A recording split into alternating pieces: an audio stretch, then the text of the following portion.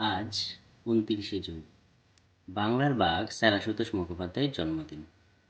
তাকে নিয়ে আজ একটি মজার গল্প বলছি। তখন ইংরেজ আমল।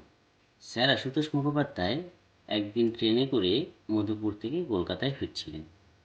তো প্রথম শ্রেণীর কামরায় উঠে তিনি দেখলেন যে সেখানে একজন ইংরেজ সাহেব বসে আছেন। ইংরেজ সাহেব নেটিভকে দেখে তো খুব বিরক্ত প্রকাশ করলেন।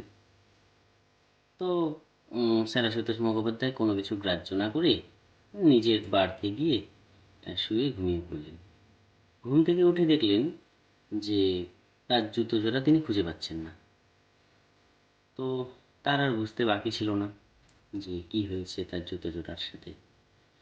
তিনি দেখলেন যে সেই ইংরেজ সাহেব সেই সময় ঘুমোচ্ছিলেন।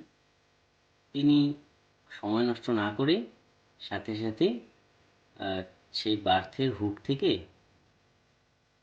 আহ, ওই ইংরেজ সাহেবের কোট নিয়ে জানলা দিয়ে বাইরে ফেলে দিলেন। তো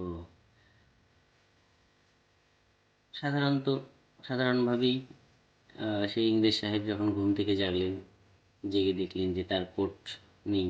তো সেটা দেখে তো তিনি খুব রাগ হয়ে গেলেন। তিনি ক্রুদ্ধভাবে স্যারকে বললেন যে আমার কোটটি কোথায়? তো স্যার আশুতোষ মুখোপাধ্যায় বললেন, তার আগে বলুন যে আমার জুতো জোড়া কোথায়? এটা শুনে সেই ইংরেজ সাহেব বললেন যে আপনার জুতো জোড়া আহ, বাইরে হাওয়া খেতে গেছে। তো এটা শুনে স্যার আশুতোষ মুখোপাধ্যায় বললেন যে তাহলে আপনার কোটটি আমার জুতো জোড়াকে খুঁজতে বাইরে গেছে।